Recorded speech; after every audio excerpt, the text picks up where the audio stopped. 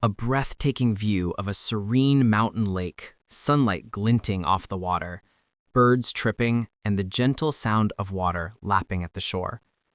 The camera pans to you, standing at the water's edge, a look of pride and peace on your face. Have you ever had something so beautiful, so essential, that you almost took it for granted? That was my mountain lake. Nestled high above the county, surrounded by towering pines and wildflowers, it was more than just a body of water. It was the heart of our land, the lifeblood of our community, and, as I would soon learn, the source of a story so wild you would think it was fiction. Let me set the scene. I'd lived on this mountain for over a decade, and the lake had always been there. Quiet, reliable, and, most importantly, vital. What most people didn't realize was that this wasn't just a private lake for my family's enjoyment. It was the main reservoir for the entire county. The water from this lake flowed down through a series of pipes and aqueducts, supplying clean, fresh water to thousands of homes, farms, and businesses. It was a responsibility I took seriously. And I worked closely with the local water board to make sure everything ran smoothly. But as anyone who's ever dealt with a homeowners association knows, peace and common sense can be fragile things. Our HOA was notorious for its strict rules and overzealous enforcement. They'd fine you for a mailbox that was the wrong shade of beige, or for planting the wrong kind of flowers. But for the most part, I kept my head down, paid my dues, and stayed out of their way. After all, what could they possibly have to say about a lake that had been here for generations? Turns out, plenty. It started with a letter. Isn't that always how these things begin? A crisp, official-looking envelope slipped under my door, stamped with the HOA's logo. I opened it, expecting the usual, maybe a reminder about the annual meeting or a notice about road maintenance. Instead, my eyes widened as I read the words, "Urgent, flood risk assessment, immediate action required." Flood risk? I laughed. The lake had never flooded, not in all the years I'd lived here, not even during the heaviest spring rains. It was carefully managed with a dam and spillway designed by engineers decades ago. But the letter was adamant. Recent assessments have determined that the lake poses a significant flood risk to the community. Immediate drainage is required to ensure the safety of all residents. Failure to comply will result in daily fines and potential legal action. I was stunned. Drain the lake? That was unthinkable.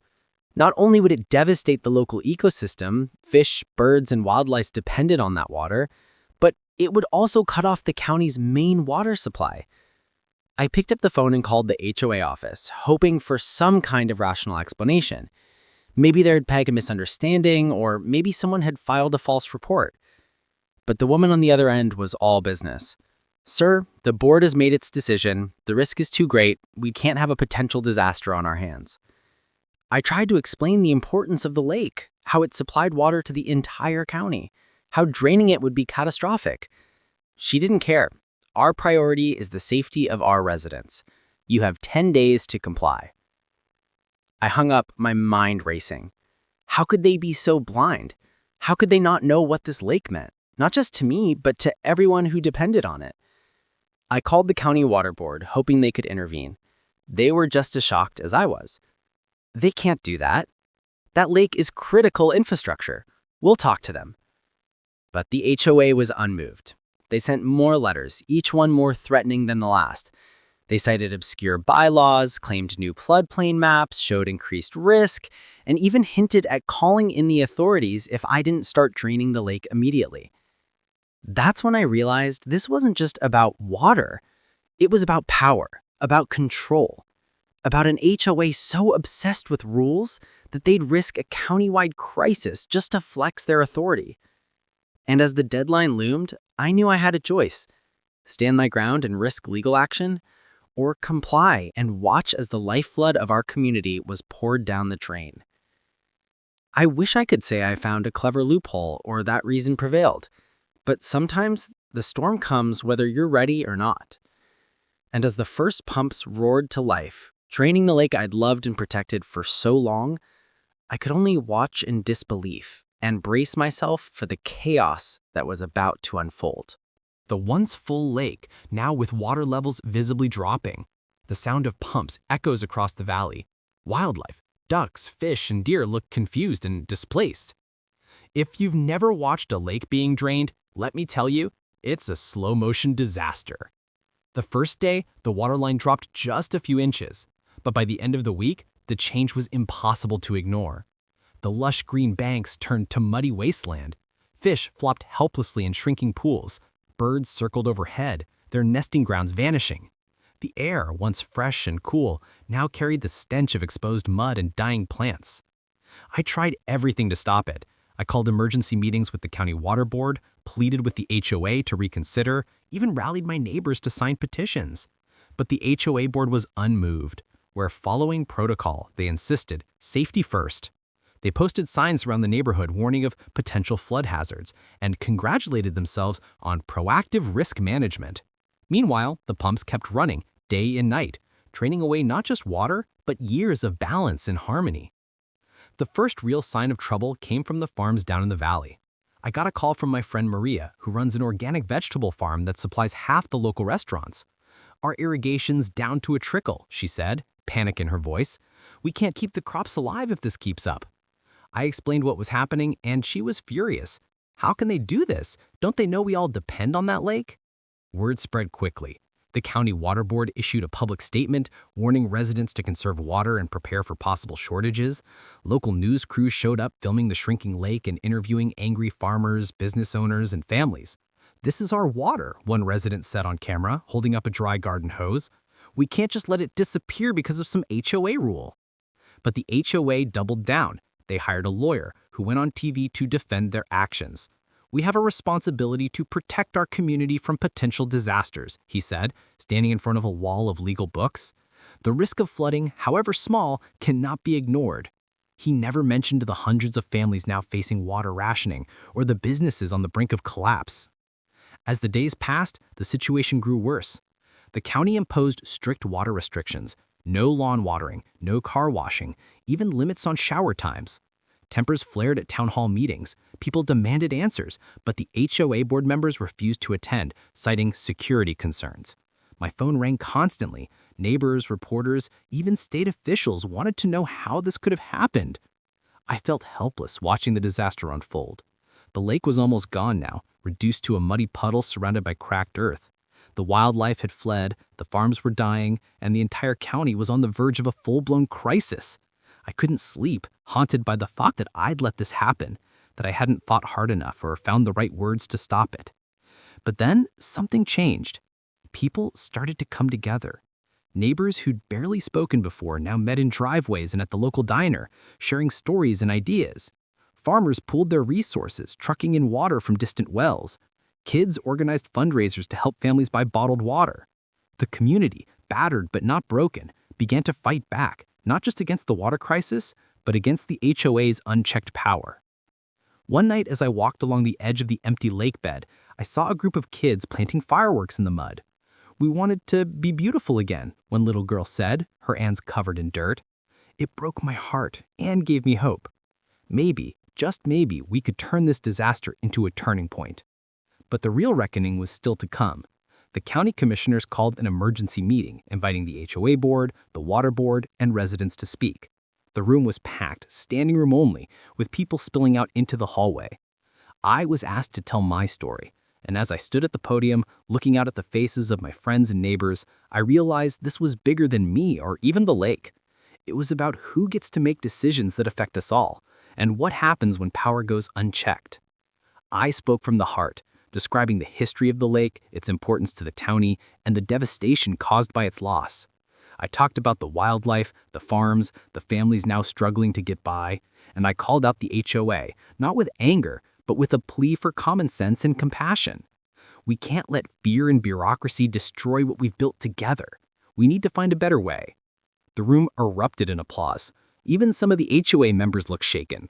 The commissioners promised to investigate, and the State Water Authority announced an immediate review of the HOA's actions. For the first time in weeks, I felt a glimmer of hope. But the damage was done. The lake was gone, the county was in crisis, and the road to recovery would be long and hard. Still, as I left the meeting that night, I knew one thing for sure. We weren't going to let this happen again. News footage of empty reservoirs, brown lawns, and water emergency banners across the county. People line up at water distribution centers, filling jugs and buckets. The mood is tense, anxious, and uncertain. If you've never lived through a water crisis, let me paint the picture. It's not just about thirst. It's about every part of daily life grinding to a halt. Showers became a luxury. Restaurants closed or switched to paper plates. Schools sent home notices about conserving water, and the local hospital put out a plea for donations of bottled water for patients. The county, once lush and green, now looked parched and desperate.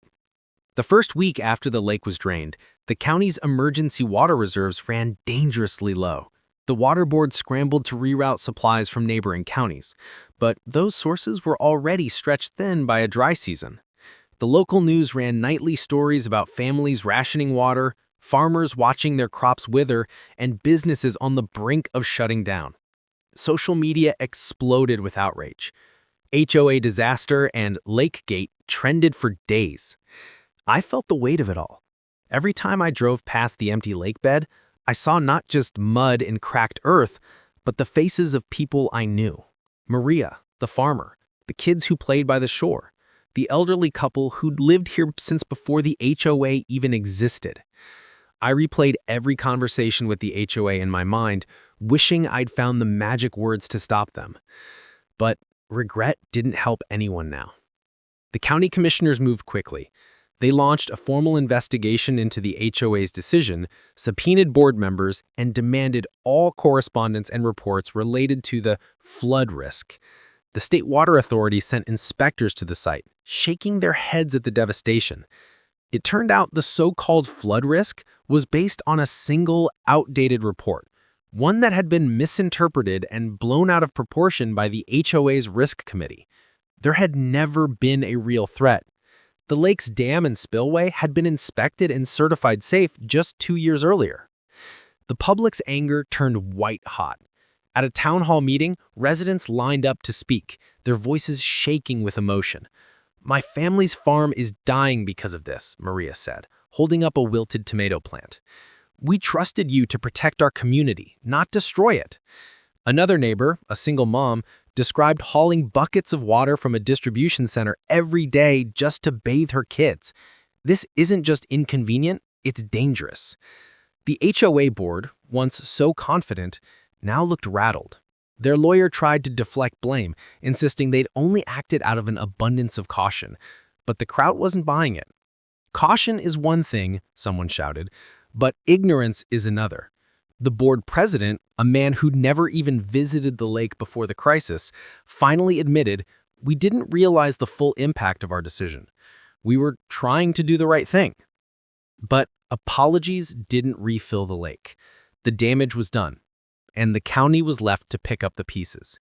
The commissioners moved quickly. They passed emergency measures, stripping the HOA of its authority over water management and placing all future decisions in the hands of the county water board.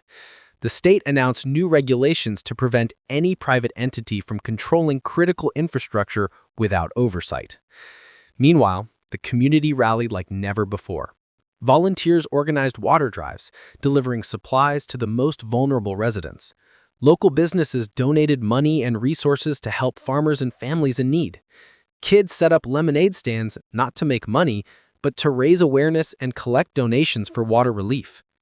The crisis, as painful as it was, brought out the best in people. But there was still the question of the lake. Could it be restored? The water board brought in experts, hydrologists, engineers, and environmental scientists to assess the damage. The verdict was sobering. Refilling the lake would take months, maybe even years, depending on rainfall and available resources. The ecosystem would need time to recover. Fish and wildlife would have to be reintroduced. It was a daunting task, but not impossible. I threw myself into the effort, working alongside neighbors and volunteers to clean up the lake bed, plant native grasses, and build nesting platforms for returning birds. We organized fundraisers, applied for grants, and lobbied state officials for emergency support. Every day was a battle, but every small victory, a sprout of green, a trickle of water, A bird returning to its old perch felt like a step toward healing. Through it all, I kept thinking about what we'd lost and what we'd learned.